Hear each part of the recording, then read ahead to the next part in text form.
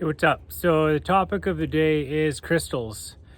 It was actually the topic of the day the other day. It came up. My boss asked me, because he knows I'm into spiritual stuff, and he said, what is the deal with crystals? And it's a funny thing as a part of spirituality and this and that. I mean, there's different things, and crystals is a part of it. And so I think that some people might wonder, it's like, is there anything to it, or is it just kind of this fancy idea, and at the end of the day, they're just rocks? As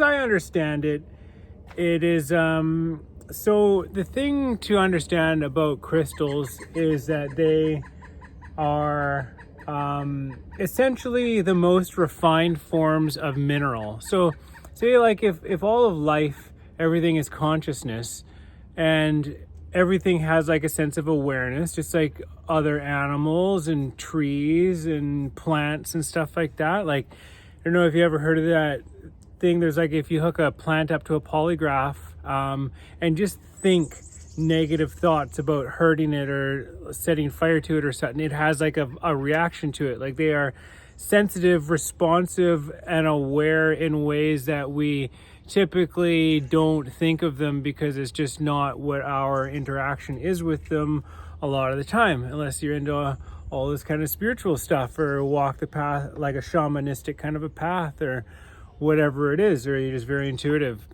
or you've been taught otherwise. So whatever the case, crystals are the most refined forms of minerals, so also known as mineral mind, mineral consciousness. And so they could be said to be like the ambassadors of mineral consciousness, mineral level of consciousness. And so crystals, the thing is there's a technique where if you take a crystal very much like this one right here, optical quartz, clear quartz from the earth, it has to be from the earth, or it's important because we understand the energy that it's coming from, the Mother Earth. I mean, it's very much a loving sort of a thing, a nurturing Mother Earth, hence the name. And so, because everything that man makes, you can man make crystals, but everything man makes, human makes, people make, their energy goes into. So if you don't know the energy of the persons, their intentions behind creating that thing that went into it and whatnot, it's not what we're looking for. So as far as creating this musical instrument that I'm talking about, what you do is you take a crystal that is from the earth. So it's natural, it's organic, it is very close to a very organic, natural thing. And then so you would cut a slice off of this with a diamond saw, and then you would take that down because of the vibrations of the blade, and then you cut it down, and then you sand it down so that it is even thinner. So you end up with this like very thin sheet of crystal, which you can then put in like a little, you hang it in a thing, and you hang it there. So you got to figure that stuff out. And then so that when you hit it, it produces a sound. So it rings like a chime. And the sound that it produces is a very unique frequency, because it is due to the molecular composition of any given particular crystal. And so different crystals will have different sounds to them, resonate, make different frequencies. And then and it's a very pure sound, because, like I said, high vibrational, like the most refined forms of mineral are these crystals. So that's where they're the ambassadors of the crystal world. And so you take this thing and you're able to produce this tone, which is like a very high frequency, high vibrational, pure, organic, natural, close to earth kind of sound. And then you put this thing on a board, and then you take it with you into water, and then you put a dome on it, and then you hit it so that it rings out and makes it a sound. And then you can and then you bring it into the water, at least up to your heart chakra, if not up to your throat chakra, because really what we're going to be talking about here is to do with communication. And so up to here would be ideal, as I understand it. But and it's because of the how water transfers energy much more fluidly, right? More quicker than, say, through air and whatnot, just because of the structure of it and whatnot. And so by being with this thing and going through this process, and then working with the ambassadors of the mineral world, and creating this thing that produces a tone, a very high frequency, high vibrational, very pure, very natural, organic sound, just being in the presence of something like just of anything or anyone that is very pure, very high vibrational, high frequency, is helpful. I think, like, just through induction, just to be in the presence of that, it can help one's own self to see through, or to, what is it? There's a thing that they say was like that one of the reasons why certain extraterrestrials can't just land here is because being in their presence, because they're so much more advanced than we are, it acts like a truth serum to be in the presence of something that is so high vibrational. It would break down all the compartmentalization in your mind, and certainly bring any kind of negativity up to the surface, and could cause psychic shock. And so that's why it's like the only way for us to be ready for open contact as a species, of course it's totally available on an individual level, is to raise our frequency to the point where we're ready to have those kind of interactions anyway. So it's like, yeah, it's a tool to help raise your frequency. And then but the thing is because, and then so this, by going through this sort of initiation process, I like to think of it as like back to the kingdom, like how Jesus talks about the kingdom, or like the Garden of Eden, like what we're a part of, but don't exactly realize it all the time because it's not super apparent, and we're going through this transition. But it's like, so reawakening to this other level of consciousness where we're much more able to communicate, to commune with other levels of our experience in a more open manner, directly communicating. So by going through this initiation process with the crystals, you can then, it opens up lines of communication with the crystals themselves, and other levels of mineral. So the earth itself being comprised primarily of mineral.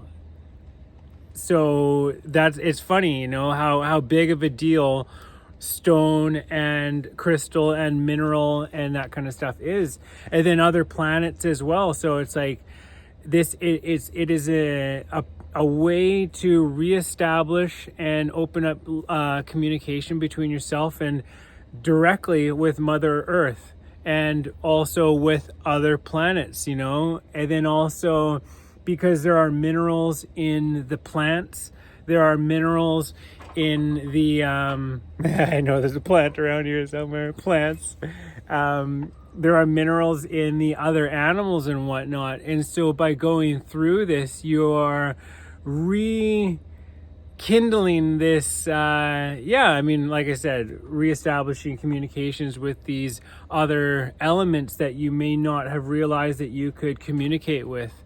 And the thing that's beautiful is that there's many ways to do this.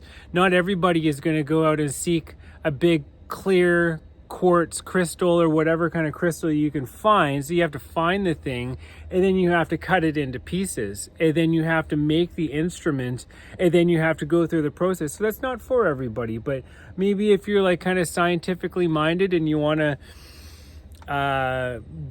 if you're trying to prove something to yourself or prove something right or wrong, or you're interested in if there's any truth to this stuff, then you can go through a process that you feel comfortable with. I mean, for some people it's enough to go to Peru and drink ayahuasca or work with any other number of plant medicines. And so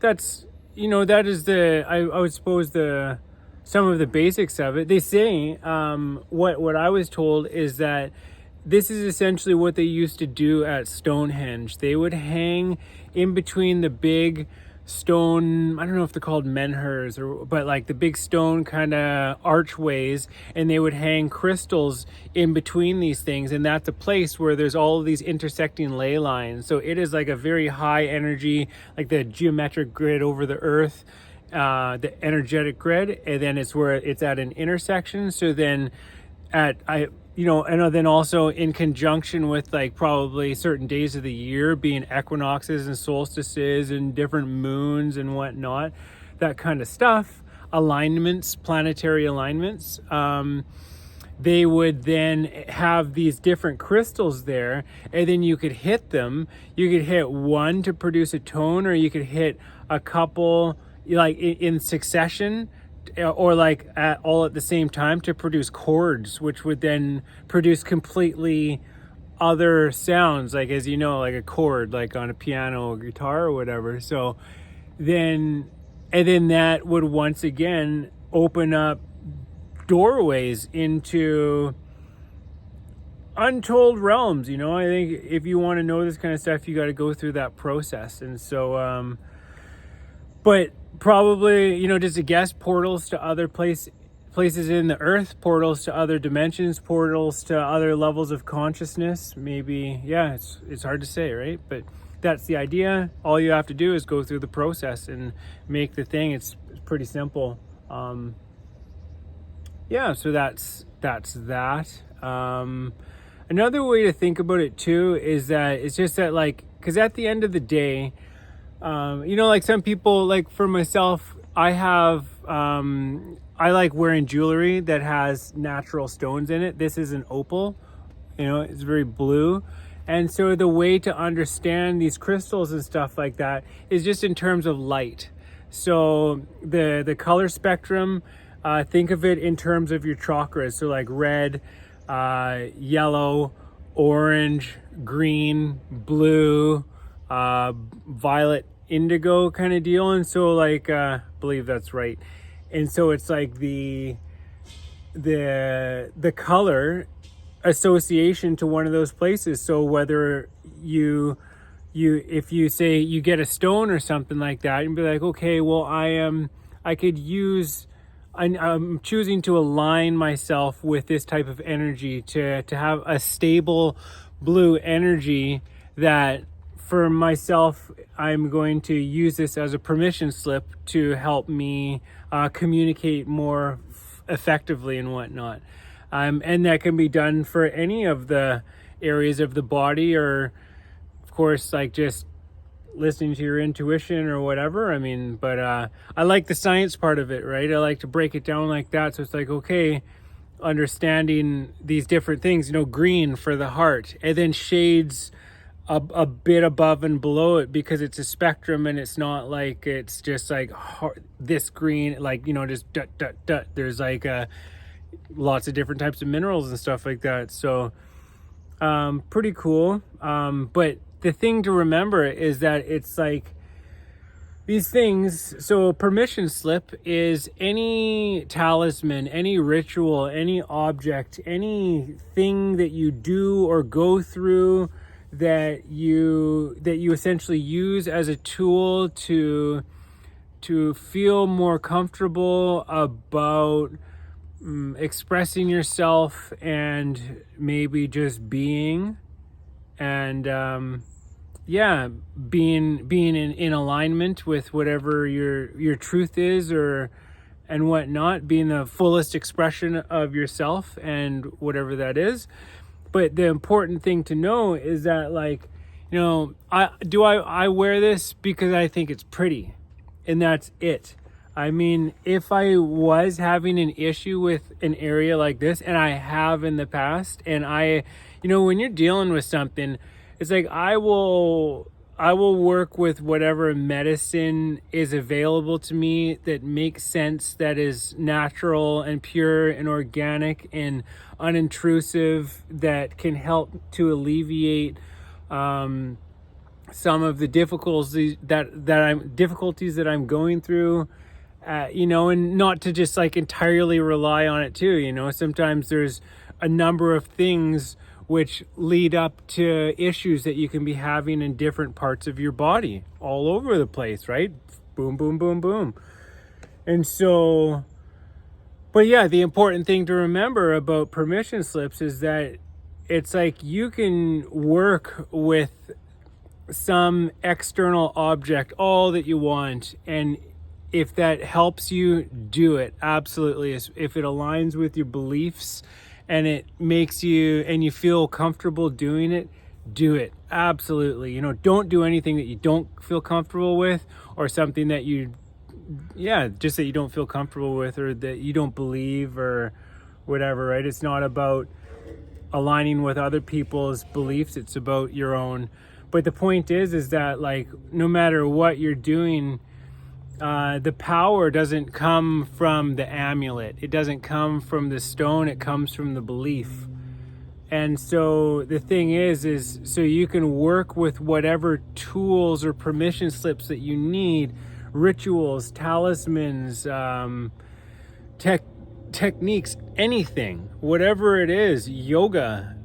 It doesn't matter, whatever works for you, whatever resonates with you, but understand that everything is coming from within, and that at the end of the day, this is just a tool to help you to help you get to where you need to go. And then once you've got there, to not have developed this attachment to this thing or this identity, like it's a part of you or something like that, or that you need it so that it then becomes like a crutch. Because then you're able to be grateful for the service that element provided to your growth, and then move on, and to let it go and move on. You don't have to practice tarot forever just because you did for a while, or it doesn't matter what it is. And even like meditation, it's not for everybody. I mean, and on and on and on. Just like yoga, just because a lot of people benefit from it, it doesn't mean that you need to. I mean, I know people that have done yoga and gone a ways with it, and then they're like, I feel a call for something different, something more moving in a different way, that I haven't seen a style, and they find something else, right? There's lots of different things that you can practice. So crystals, yeah, I love them. I mean, I like, one other thing, I guess at the end of this, I just share, like, so my name is Josh, but like when I was being born, my parents, hippies, my sister's name is Sky. And so like, they didn't know the sex of the children that were going to be born. And so they prepared two names, and one name was Josh, and that I came out as like this. And the other name was Crystal. And so for the longest time, I've always kind of had Crystal, the name is special to me, and I don't allow people to call me it, but it's what I would call my feminine side. Because the idea was like, okay, well, no matter what was being born, a boy or a girl, then there was a name ready. But as far as I'm concerned, Crystal was born.